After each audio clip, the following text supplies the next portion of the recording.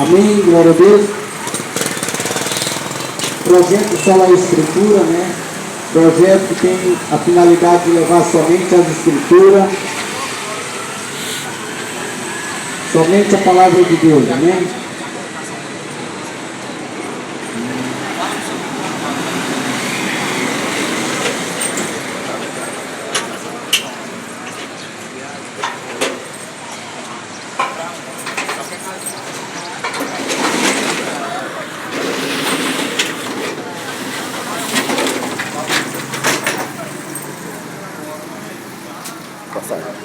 Amém, glória a Deus. Vamos para a carta aos Romanos. Carta de Paulo aos Romanos. Capítulo 10. Fazer a leitura do versículo 1 até o 13. Que diz assim: Irmãos, o desejo do meu coração e a minha oração a Deus pelos israelitas é que eles sejam salvos. Pois posso testemunhar que eles têm zelo por Deus, mas o seu zelo não se baseia no conhecimento. Portanto, ignoram a justiça que vem de Deus e, procurando estabelecer a sua própria, não se submeter à justiça de Deus. Porque o fim da lei é Cristo para a justificação de todos os que creem. Moisés ensinou desta forma: a justiça que vem da lei,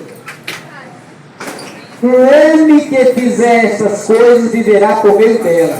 Mas a justiça que vem pela fé diz: não diga ao seu coração, quem subirá aos céus, isto é, para fazer Cristo descer, ou quem descerá ao abismo, isto é, para fazer Cristo subir dentre os mortos. Mas o que ela diz?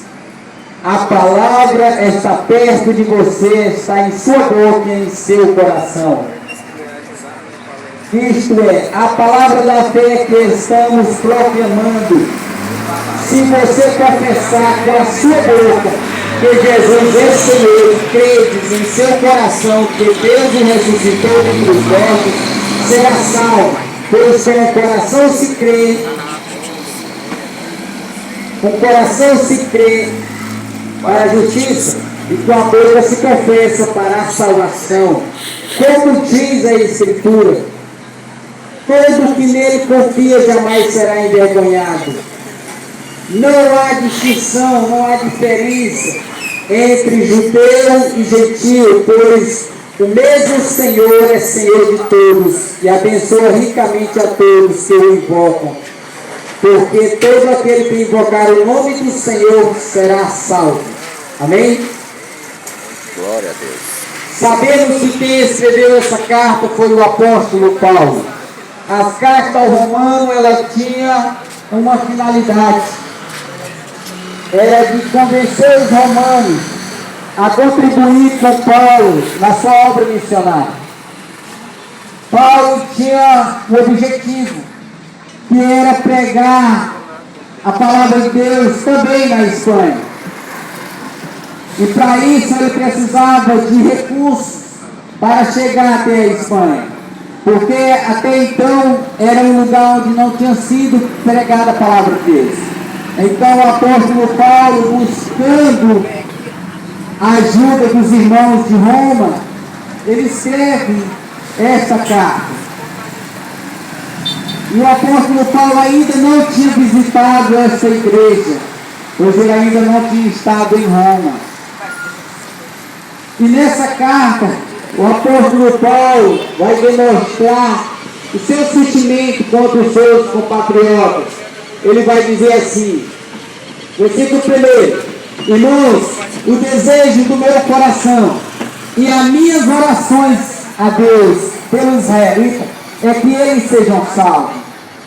O apóstolo Paulo tinha um apreço muito grande pelos israelitas, os seus conterrâneos. O apóstolo Paulo se preocupava com eles, com a salvação daqueles judeus. Porque o apóstolo Paulo conhecia eles, sabia que eles eram zelosos pela lei, mas era um zelo que não se baseava no conhecimento da justiça de Deus. Tentavam estabelecer uma justiça própria. É o que nós vamos ver aqui. O apóstolo Paulo, ele faz uma referência ao que ele falou no capítulo 9, a respeito do judeu também. Ele vai dizer que queria ser anátema. Ele queria ser anátema para ver os seus irmãos salvos do que ver eles se perdendo. Então o apóstolo Paulo, preocupado com os judeus, seus irmãos, ele vai dizer também: posso testemunhar que eles têm zelo por Deus, mas o seu zelo não se baseia no conhecimento. Por que o apóstolo Paulo está dizendo que eles tinham zelo? Porque de fato os judeus eram zelosos. Os judeus tentavam cumprir a lei. De fato não cumpriam, mas tentavam cumprir a lei. Assim como Paulo, antes da sua conversão, antes do seu encontro com Cristo, ele também era um fariseu, zeloso também pela lei, pela sua lei. O apóstolo Paulo tentava cumprir a lei. E por conta disso ele perseguia os cristãos, porque a lei dele exigia que não entrasse nenhuma outra heresia pelo meio. Então ele considerava o cristianismo como uma heresia. Então ele perseguia os cristãos. Era o zelo que o apóstolo Paulo tinha antes do seu encontro com Cristo. Quando ele teve o encontro com Cristo, a sua mente foi aberta. Então ele entendeu que o cristianismo é o caminho para a salvação. Porque só Cristo pode nos salvar. Não tem outro meio de salvação. A lei, irmão, ela é impossível de ser cumprida na sua totalidade. Você pode até cumprir alguns quesitos da lei, mas você não vai cumprir ela na sua totalidade. E se você não cumprir ela, você está condenado pela lei. Porque a palavra de Deus diz que aquele que quebrar um mandamento é responsável por quebrar todos. E nós sabemos que todos os mandamentos são impossíveis de ser cumpridos. Porque existem mandamentos que vocês são capazes de cumprir. Mas tem mandamentos que vocês não são capazes de cumprir. Então, para você ser salvo pela lei, você teria que ser um ser perfeito. Viver totalmente em santidade. Mas é impossível que um homem pecador se tornar perfeito por si mesmo. Por isso, entra a justiça de Deus no plano da redenção. O que a lei fora incapaz de fazer por estar fraca pela carne, Deus o fez enviando o seu Filho em semelhança de homem, para cumprir a lei em nosso lugar. E então a justiça de Deus foi estabelecida através de Cristo. Cristo é a justiça de Deus. E ele continua o texto dizendo: portanto, ignorando a justiça que vem de Deus e procurando estabelecer a sua própria, não submeter a justiça de Deus. Ou seja, os judeus eles procuravam estabelecer a sua própria justiça. Eles olhavam para a lei e tentavam cumprir a lei. E assim eles procuravam ser justificados pela lei. Procuravam ser salvos pela lei. Mas o que eles não entendiam é que a lei não veio para salvar. A lei veio simplesmente para revelar quem nós somos. Qual pecador nós somos. Esse é o objetivo da lei. Porque a lei exige um padrão de perfeição, o qual o homem não pode ser. Ele vai dizer aí que eles tentaram estabelecer a sua própria justiça. Quando você tenta cumprir a lei com a intenção de se salvar por meio dela, você está tentando estabelecer a sua própria justiça. E você não vai se submeter à justiça que vem de Deus. Assim eles também quiserem não se submeter à justiça que vem de Deus. Ou seja, eles não esperaram pela misericórdia de Deus, mas eles tentaram se salvar a si mesmo. Já pensou você tentar salvar a si mesmo? parece loucura. Que força nós temos, que poder nós temos para nos salvar. É um zelo sem entendimento. Talvez você tenha esse zelo sem entendimento. Talvez você tente cumprir a lei, tente ser justo. E você não vai conseguir, irmão. Porque nós somos pecadores, miseráveis. Continuando o texto, ele vai dizer assim: Moisés descreveu desta forma a justiça que vem da lei. O homem que fizer estas coisas viverá por meio dela. Ou seja, o que Moisés está dizendo é que se você cumprir toda a lei, você pode viver por meio dela. Se fosse possível, irmão, nós não precisaríamos do sacrifício de Jesus. Se fosse possível cumprir a lei, nós não precisaríamos de Cristo. Cristo não teria vindo. Não teria nenhuma necessidade de Cristo ter vindo para a terra. Se fosse possível cumprir a lei, mas de fato não é. Por isso Cristo veio fazer o que é impossível para nós. Ele continua o texto. Mas a justiça que vem da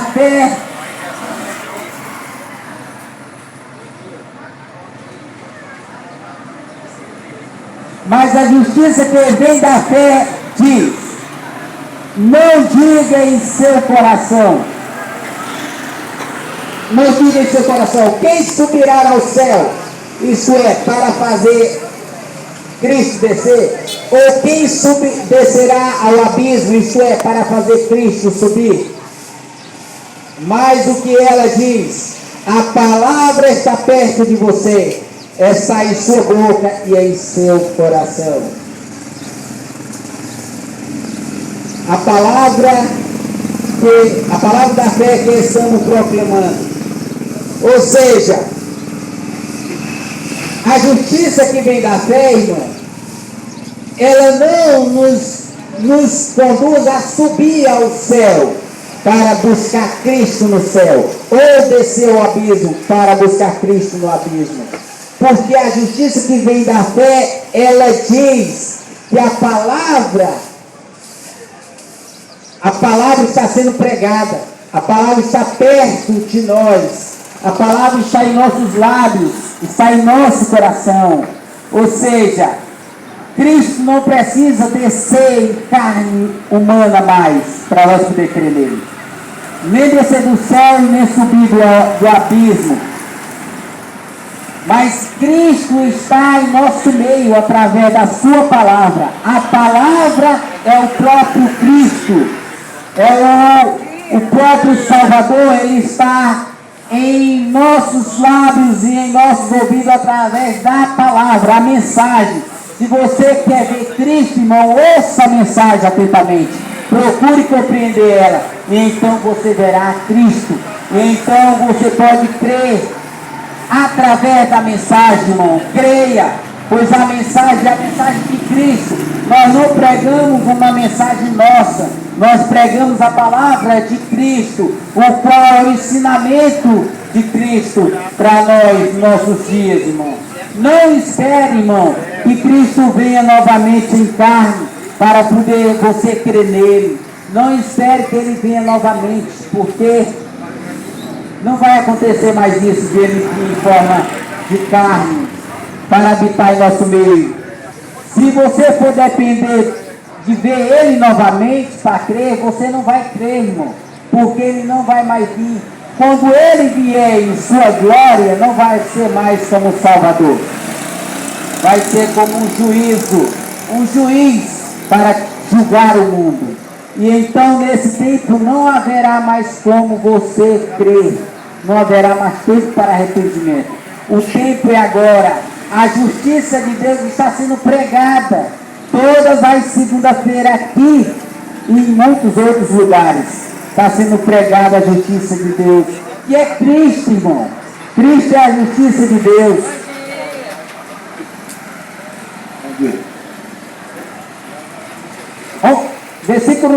Versículo 9 diz assim: se você confessar com a sua boca que Jesus é Senhor e crede em seu coração que Deus o ressuscitou dentre os mortos, será salvo. O apóstolo Paulo, ele faz um trocadilho aqui nas palavras, porque ele coloca assim, nessa posição: se você confessar com a sua boca que Jesus é Senhor e crede em seu coração, será salvo. Mas nós sabemos, irmão, que isso aqui é simplesmente um trocadilho que ele fez. A ordem não é essa. A ordem é crer com o coração para a salvação, não a salvação por confessar. Porque tem muita gente que não vai confessar com os lábios e mesmo assim será salvo. Tem muita gente que vai crer com o coração e não vai poder confessar. Por exemplo, uma pessoa que não pode falar, uma pessoa que está impossibilitada de falar, será que ela vai perder a salvação simplesmente porque não sai palavra dos seus lábios? Não, porque a salvação é pela fé, e a fé ela está no coração. A fé ela é compreendida no coração, não no falar. Do outro modo, você vai ver muitas pessoas confessando a Cristo com os lábios e não são salvos. Tem muita gente que fala de Jesus, prega de Jesus e realiza até obras que Cristo realizou e não são salvos. Pessoa que você vai ficar impactada vendo essas pessoas fazendo a obra de Deus, mas no dia do juízo você vai ver Jesus dizendo assim: apartai de mim, malditos, para o fogo eterno. O próprio Jesus disse isso quando ele vai dizer que muitos virão até ele, Mateus capítulo 7, vai dizer: Senhor, em teu nome eu realizei milagre, em teu nome eu fiz cura, em teu nome eu expulsei demônio, em teu nome eu preguei a palavra de Deus. E Jesus simplesmente vai virar-se para ele e vai dizer assim: apartai de mim, maldito, para o fogo eterno. Vocês que praticam a iniquidade. Irmãos, a fé genuína, ela vem habitar em seu coração no momento que você compreende a mensagem e crê. Aí vem a fé genuína no seu coração. O confessar com a boca é de muita importância, porque se você não é mudo, você pode falar e os seus lábios podem pregar a mensagem de Deus. Você pode ser um instrumento para o reino de Deus, para avançar no reino de Deus e assim alcançar outras almas que precisam ouvir a mensagem. Por isso a necessidade de confessar publicamente com os lábios, pregando a mensagem de Deus, testemunhando acerca de Cristo. Isso é necessário. Mas isso não estabelece a salvação. A salvação é a fé no coração. A fé é que salva. A salvação é por meio da fé somente, não por obra, para que ninguém se glorie. Amém? Mas continuando o texto, ele vai dizer: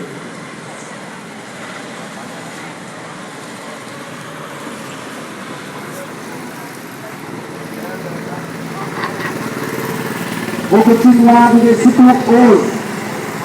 Como diz a Escritura, todo aquele que confia jamais será envergonhado. Ou seja, a Escritura diz: todo aquele que confiar em Cristo jamais será envergonhado. Irmão, isso é uma promessa de Jesus, que ele vai dizer em Mateus 6: aquele que me confessar publicamente, eu também o confessarei diante de meu Pai. Ou seja, se você confiar em Cristo, irmão, na sua salvação por meio de Cristo, você nunca será envergonhado, porque no dia que Cristo vier, irmão, Ele vai te chamar para habitar com Ele eternamente. Você não será confundido, irmão, mas você será reconhecido por Cristo como um servo do Senhor. Por isso você não vai se envergonhar naquele dia. no dia do juízo, porque você confiou no Senhor. E a promessa do Senhor é realidade para nós, porque Cristo cumpre com todas as promessas que Deus estabeleceu para ele cumprir. Jesus disse assim: todo aquele que o Pai me der virá a mim, e aquele que vier a mim, de maneira nenhuma o lançarei fora. Ou seja, nós estamos seguros na mão de Cristo. Nós estamos salvos porque Cristo nos salvou. Nós não fomos salvos pela nossa própria justiça, mas pela justiça de Cristo. Deus estabeleceu uma justiça como segurança para a nossa salvação. E Cristo cumpriu ela há 2000 anos atrás, entregando a sua própria vida em nosso favor. Por isso, irmão, podemos confiar em Cristo e sermos salvos através dele. Já caminhando para o fim, ele vai dizer: não há diferença entre judeu e gentil, pois o mesmo Senhor é Senhor de todos e abençoa ricamente a todos. Ou seja, não há diferença entre judeu e gentil. O mundo só é dividido em dois povos. E os dois povos são judeu e gentil. Aquele que não é judeu é gentil. Ou seja, a salvação, a justiça de Deus, ela está estabelecida para todos, todos. Não há distinção. É tanto para judeu como para gentil. Aquele que crê será salvo. Ou seja, não há diferença. O mesmo Senhor, ele é Senhor de todo. É Senhor tanto do judeu, como ele é Senhor tanto do gentil. O que importa é crer nele.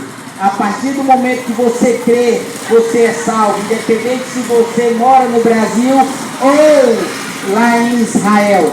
Independente se você é pobre, rico, preto, branco, amarelo, pardo, lírio. Independente se você é iletrado ou é uma pessoa de muito conhecimento. Você depende da justiça de Deus. E essa justiça, ela está acessível a todos, todos, sem distinção, todos que creem. Amém? E para encerrarmos, ele diz assim: porque todo aquele que invocar o nome do Senhor será salvo. Ou seja, todo aquele que invoca o nome do Senhor será salvo. Invocar não é pregar. Invocar é clamar por misericórdia. É clamar pela salvação. É dizer assim: Senhor, salva-me, tem misericórdia de mim. Isso, ninguém vai ver um ímpio que não quer nada com Deus fazer isso. Quando uma pessoa vai fazer isso, irmão, ela crê, ela já creu em seu coração. Como uma pessoa invoca o nome do Senhor, porque entende que é um pecador, que não pode fazer nada pela sua própria justiça, ele já está crendo. Então Cristo já estabeleceu a sua justiça a essa pessoa. Por isso ele invoca. Por isso a palavra diz: todo aquele que invocar o nome do Senhor será salvo. Porque ele não é salvo porque ele invoca, ele é salvo porque ele creu em quem ele está invocando o nome. Ele creu antes de invocar. Agora ele invoca, porque agora ele reconhece que é dependente do Senhor. Ele reconhece que somente Jesus pode salvar. Então esse pecador, ele reconhece que é um miserável, que precisa, depende da justiça de Deus. Então ele vai dizer assim: Senhor, tem misericórdia de mim, pois sou um pecador e que não posso salvar a mim mesmo. Salva-me, Senhor. É isso que nós devemos fazer, irmão. É invocar o nome do Senhor. O braço do Senhor não está tão encolhido que não possa nos alcançar. Cabe nós invocar o nome dele e ele nos atenderá, irmão. Cristo está de braços abertos, irmão, esperando o seu povo invocar pelo nome dele, clamar pelo nome dele. Todo aquele que invocar o nome do Senhor, irmão, será salvo. É uma garantia que a palavra de Deus nos dá, irmão. Que se você clamar pelo Senhor hoje mesmo você é salvo. A salvação é a partir do momento que você crê, irmão. Ela não vem quando você morrer, ela vem no momento que você crê, você já é salvo. A vida eterna já é estabelecida aqui. Aquele que crê já passa a viver a vida eterna, ainda que não na sua totalidade.